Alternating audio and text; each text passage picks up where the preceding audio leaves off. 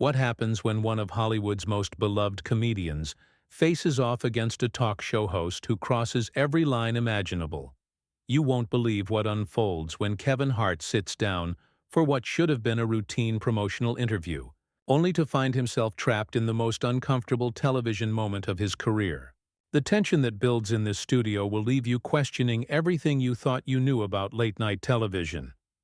Before we get into this incredible story, make sure you hit that subscribe button and drop a comment below, because you're not going to believe what unfolds when Hollywood's nicest guy reaches his absolute breaking point.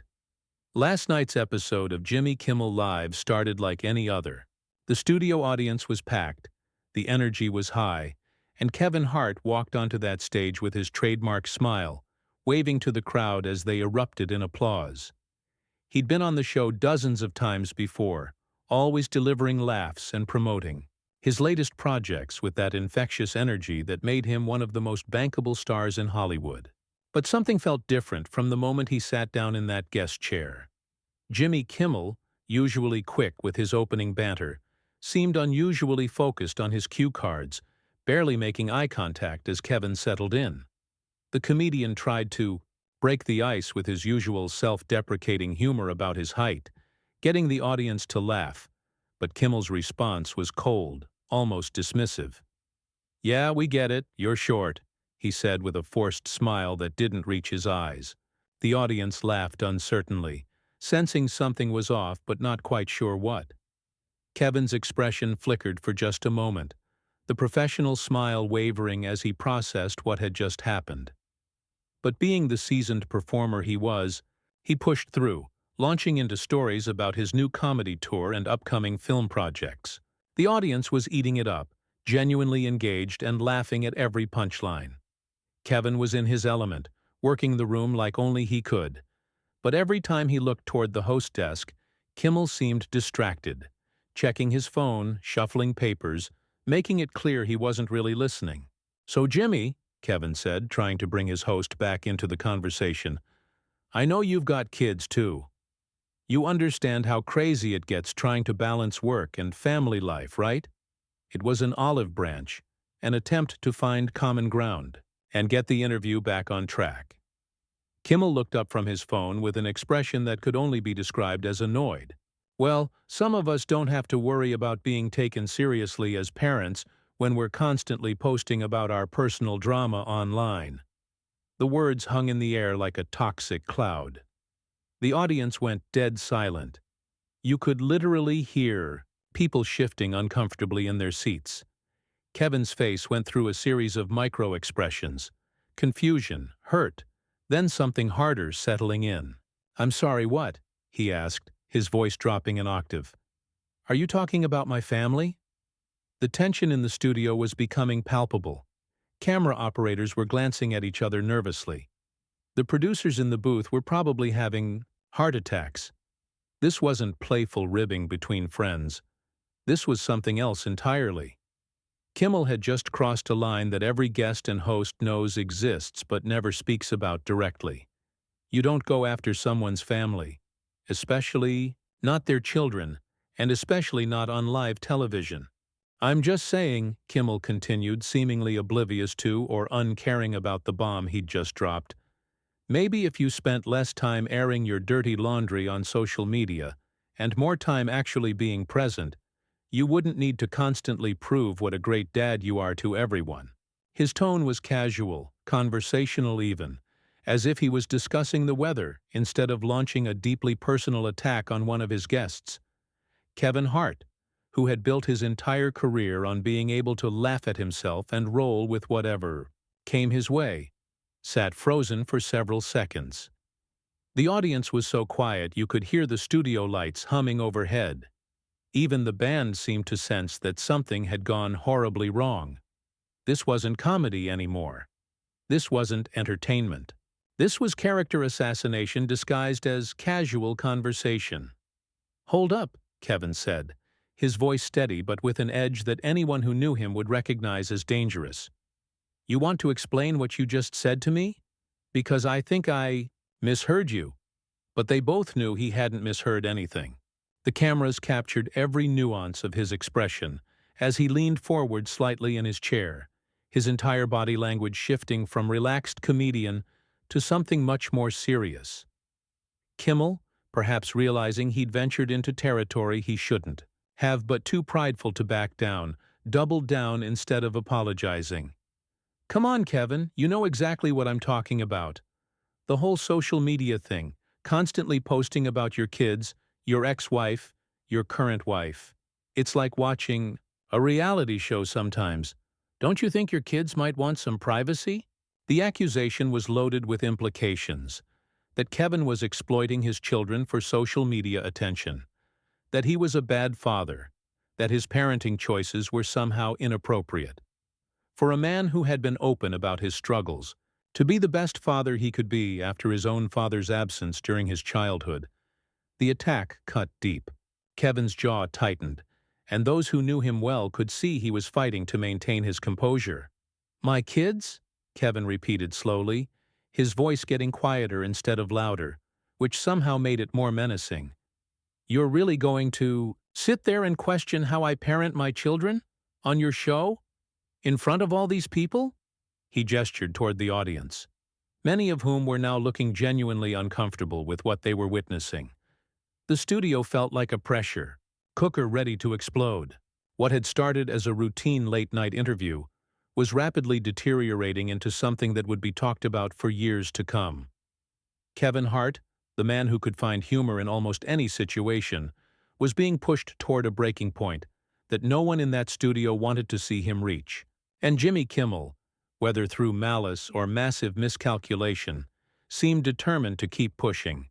The tension that had been building throughout the first half of the interview was about to reach its boiling point, and everyone in that studio could feel it. Kevin's hands were gripping the arms of his chair now, his knuckles slightly white against the fabric. The audience members were looking back and forth between the two men like they were watching a tennis match. Except this wasn't a game anymore. This was personal. "You know what, Jimmy?" Kevin said, his voice taking on a tone that none of his fans had ever heard before. "I came here tonight to have a good time, to promote my work, to give your audience some laughs, but you seem to have a different agenda." He paused, letting his words sink in. "So let me ask you something. What's really going on here? Because this isn't about my social media. This isn't about my kids. This is about something else, and I think everyone in this room can feel it." Kimmel's response was to lean back in his chair with that smug expression that had made him enemies throughout Hollywood. "Oh, come on, Kevin. Don't be so sensitive. Can't you take a joke?" But his delivery made it clear that nothing he'd said was meant as humor. The audience wasn't laughing. Nobody was laughing. The only sound was the uncomfortable shifting of 300 people who suddenly wished they were anywhere else. "A joke?" Kevin's voice cracked slightly, not from emotion but from sheer disbelief. "You call questioning my parenting, attacking my family, disrespecting my children. You call that a joke? Man, you must have a pretty twisted sense of humor." He was still sitting in his chair, but his entire body was coiled like a spring ready to release. "Let me tell you something about jokes, Jimmy. Jokes are supposed to be funny. What you're doing right now, this ain't funny to nobody in this room." The cameras were capturing every second of this meltdown, and the producers were frantically trying to figure out how to salvage what was left of the interview. But it was too late for damage control. This train had left the station and was heading straight for a collision. Kimmel, perhaps sensing that he'd lost control of the situation but too stubborn to admit it, decided to escalate further. "Look, Kevin, I'm just saying what everyone else is thinking. You put your whole life out there for everyone to see. Your divorces, your affairs, your kids. It's all content for you.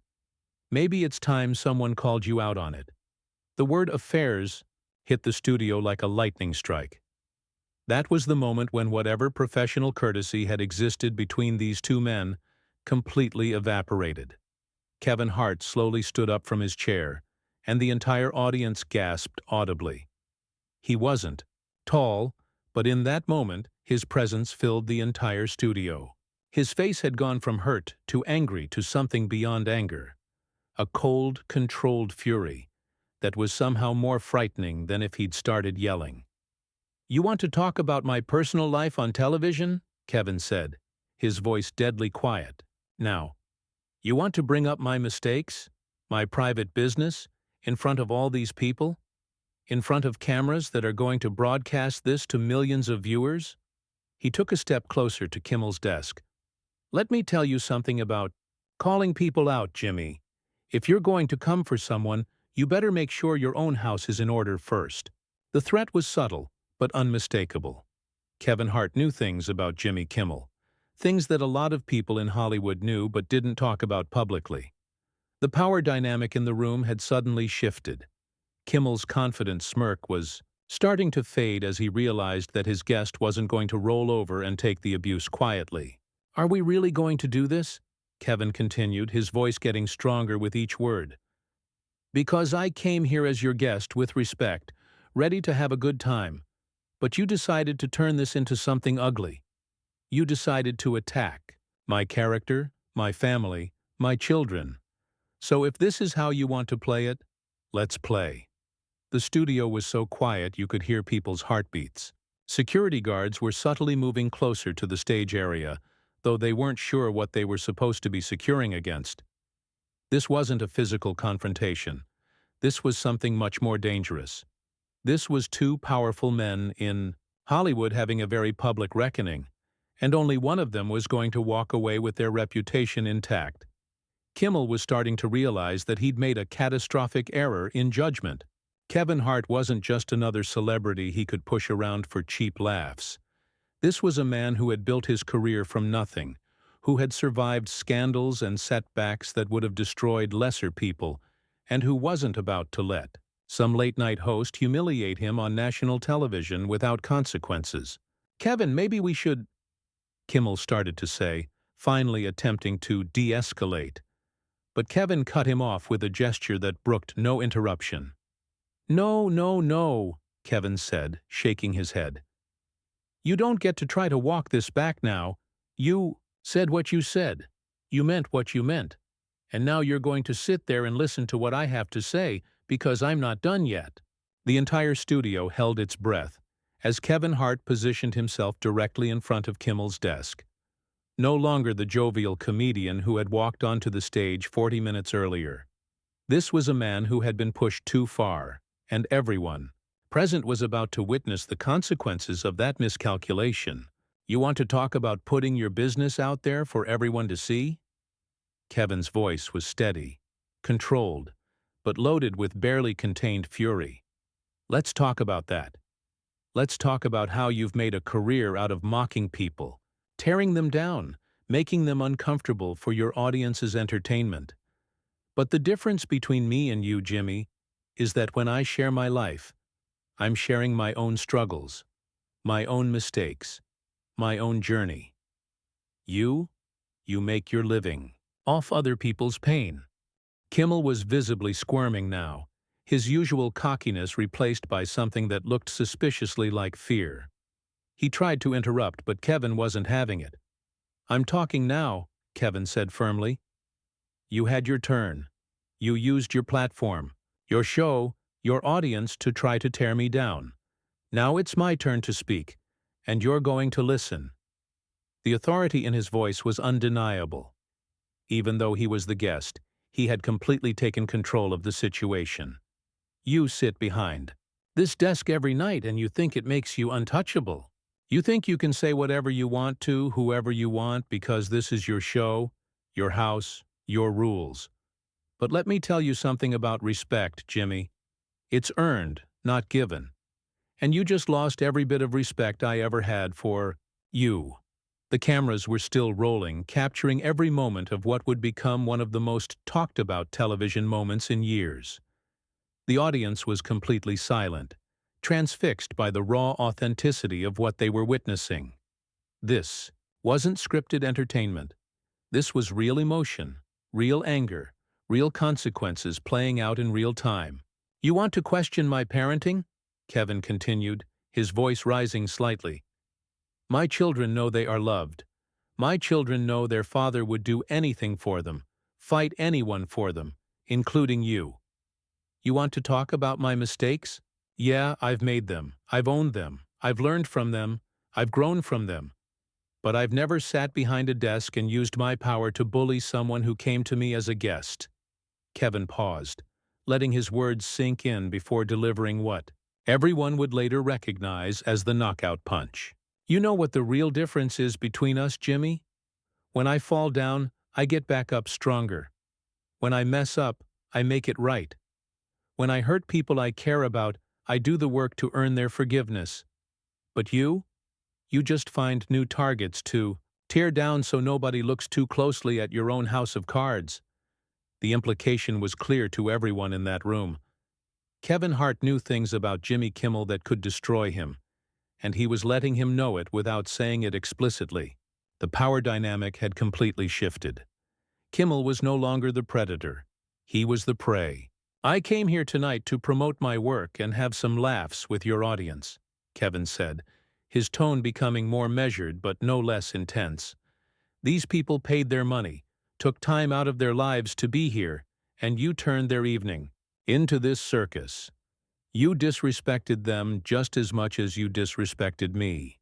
Kevin turned to address the audience directly, his voice warming slightly as he spoke to them instead of their host. I want to apologize to all of you for what you just witnessed. You didn't come here to see this. You came here to laugh, to have a good time, to forget about your problems for an hour.